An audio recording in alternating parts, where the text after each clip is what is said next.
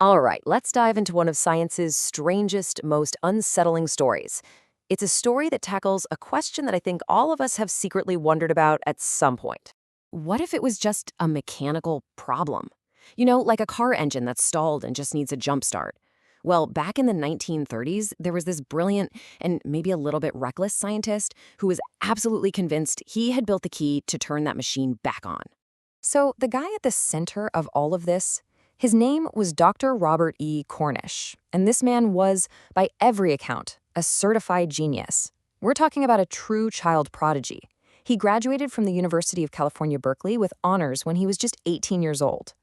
Yeah, by the time he was 22, he already had his doctorate. But you see, Cornish wasn't interested in ordinary science. By 1932, he had turned that incredible intellect of his to the one problem that has defined all of human existence: death. To him, death wasn't some spiritual departure or mystical event. Nope, it was an engineering challenge. The body was a machine, and he was determined to figure out how to jumpstart it. He actually called his project Lazarus, a direct nod to the biblical story of resurrection. And his theory? It was elegantly simple. He believed death basically boiled down to two main failures. First, your blood stops circulating, and second, it starts to clot, which makes it impossible to get things moving again. So he figured if you could just solve those two problems, you could, in theory, bring the dead back to life. So how was he going to do it?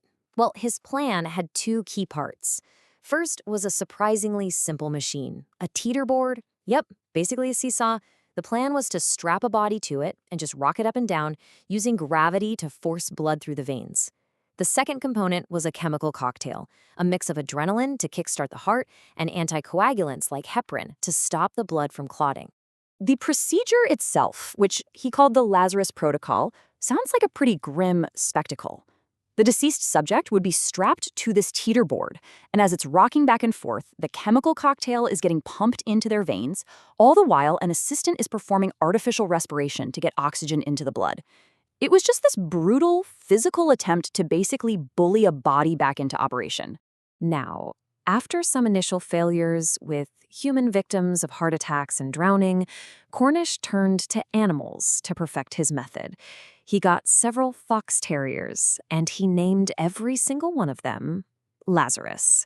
And this, well, this is where the story takes a really disturbing turn, because his experiment, it worked, sort of.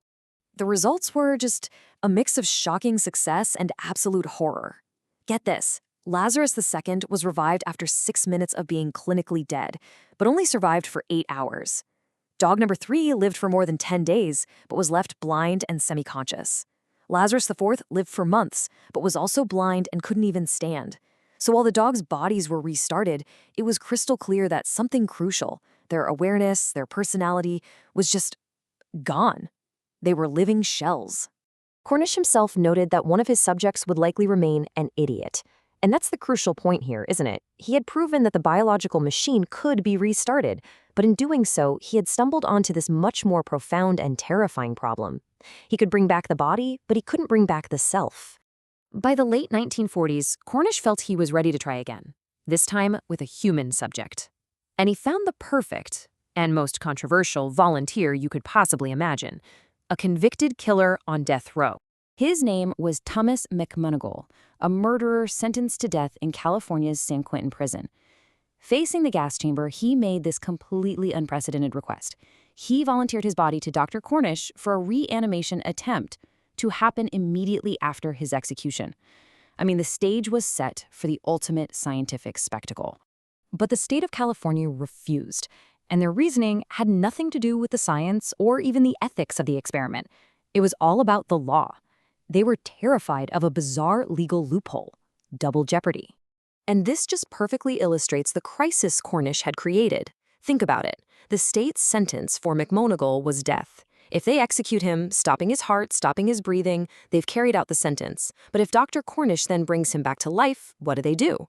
To execute him again could be seen as punishing him twice for the same crime, which is unconstitutional. So by challenging the finality of death, Cornish had inadvertently challenged the state's ultimate power. In the end, McMoneagle was executed on February 20th, 1948, and no reanimation was attempted. So even though the human experiment never happened, Cornish's work left a really deep and lasting mark. His strange experiments forced science, law, and philosophy to ask a fundamental question that has no easy answer. What does it truly mean to be alive? See, Cornish operated from a purely materialist point of view. The body is a machine, life is just complex chemistry, and his experiments seemed to prove this was at least partially true. But the results, those blind, semi-conscious dogs, they gave a lot of power to another view, that consciousness is more than just brain activity, that the self can be lost, even when the body is still functioning. His reanimated dogs were like vessels without a pilot. And despite the deeply unsettling nature of his work, Cornish's legacy is surprisingly significant. His experiments were some of the first to really highlight the difference between cardiac death and brain death, a distinction that is absolutely central to modern medicine. His teeterboard and chemical cocktail were basically primitive precursors to technologies like ECMO, which mechanically circulates blood for patients.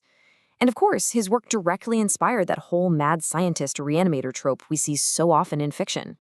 In the end, Robert Cornish set out to conquer death, and in a way, he did. He proved that the machine of the body could be restarted, but he left us with this haunting, unanswered question that gets to the very core of who we are. If you can restart an engine, but the driver is gone forever, what have you truly brought back?